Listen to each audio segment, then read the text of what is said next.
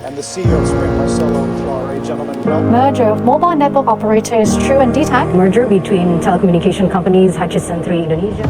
On October 20, 2022, the EU Court of Justice Advocate General called for a retrial of the merger case of Telefonica O2 and Hutchison 3 in the UK.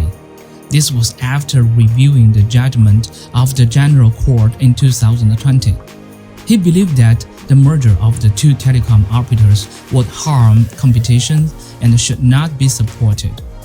The final ruling by the ECJ may be made in the first half of 2023, marking that the 6-year-old merger case is still in significant uncertainty. 3 would be allowed to buy O2, both of course in the UK. At this time, it was reported that Hutchison 3 was in contact with Vodafone to discuss the possibility of a merger in the UK.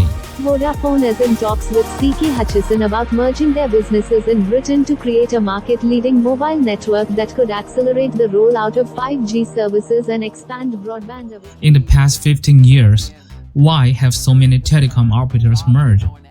Is it because the burden of capital-intensive telecom network operation is too heavy? Or because the value of scale operations is constantly expanding? It'll be interesting to see. There's still a lot of doubters they're going to be able to get it past the government. Various breakthrough technologies in large-scale networks continue to emerge, such as 5G, cloud computing, which introduce a significant amount of procurement demands for frequency spectrum, site infrastructure, wireless and wired equipment, and civil works, which overwhelms telecom operators' investments. There are two main ways for operators to improve their competitiveness. The first is to reduce their TCO, and the second is to improve the user experience. Whatever the perspective, the cost synergy effect makes sense, as well as the savings due to the merger of the network assets. Reassigning the operator's team, management platform, and IT system can also maximize the synergistic effect. Nowadays, the business scope of operator is constantly expanding with the help of the 5G and other advanced technologies. The resources saved after the merger can also allow operators to fully explore cross-field operations and look for novel directions for future development. It all seems reasonable, but the reality of merging is often more complex. As I mentioned earlier, in the case of the merger of Hutchison 3 and O2 in the UK, the European Commission as the government regulator has not approved the merger yet. But H3G there would, with O2, become the biggest player, and they don't like the fact that the disruptor, the small player, the troublemaker, would be, what they regard as a troublemaker, well, in a good way.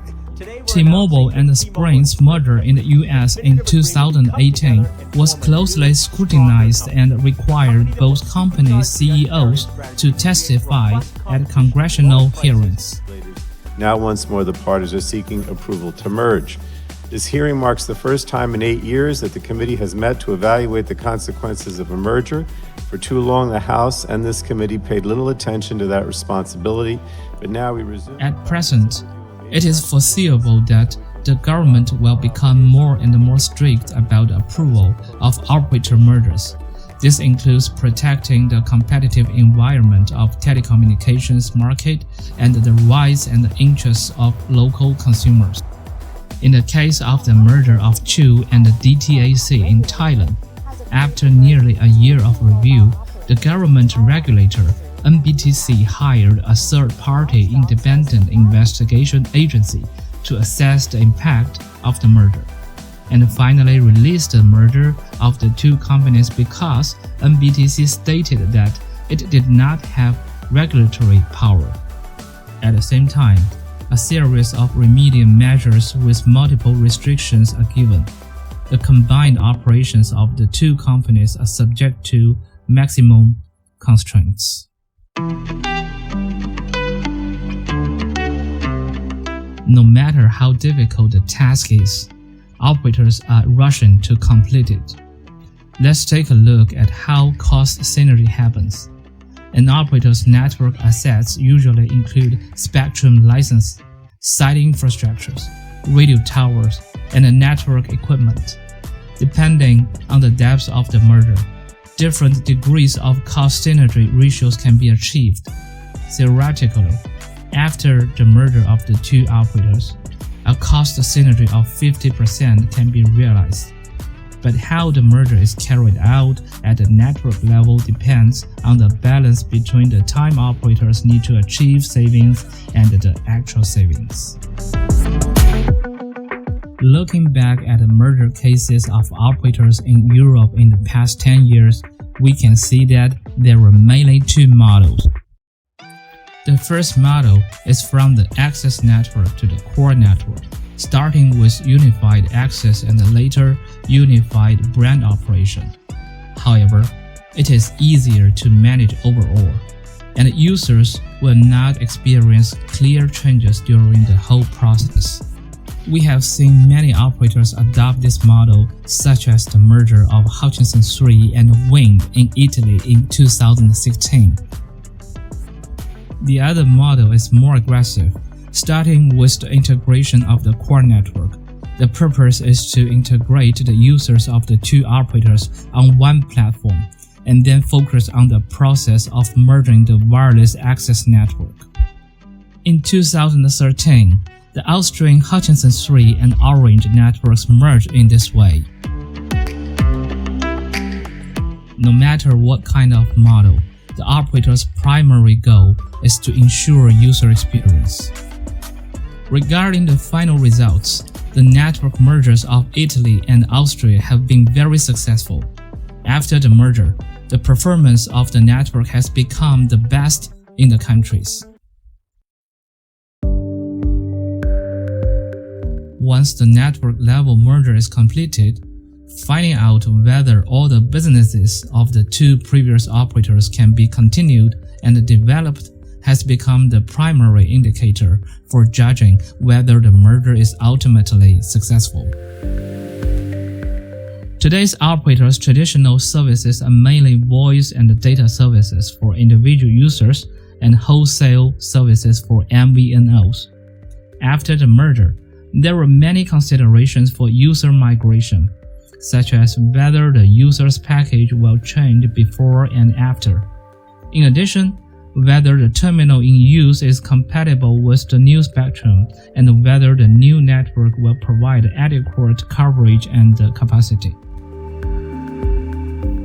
T-Mobile and the Sprint experience shows that convincing network users to migrate package is sometimes even more difficult than merging networks. It has been a mess. With the wholesale business to MVNOs, the new network operation also needs to meet the connection requirements of the original MVNO clients from the two operators. This includes both the re-signing of the contracts and the reconfiguration of technical docs.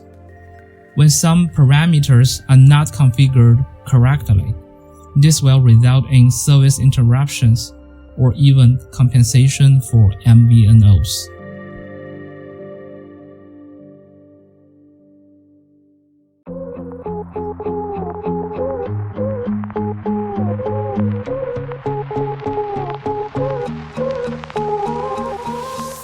As a result, we believe the ultimate test of success is whether the new operator could fully exploit the cost synergy while simultaneously inheriting all the retail and wholesale services of the original operators. The choice of business partners becomes very critical. A reliable telecom solution supplier not only has a complete product portfolio but also has accumulated rich experience in the field of mergers and acquisitions. Taking advantage of these experiences will improve the merger efficiency of the operators and realize cost synergies as soon as possible. While the merger of Hutchison 3 and O2 was waiting for the final ruling of the European Court, Thailand's NBTC approved the merger of True and the DTAC. However, 1 month later, Thailand's current largest mobile operator AIS initiated a court request for NBTC to withdraw its green light.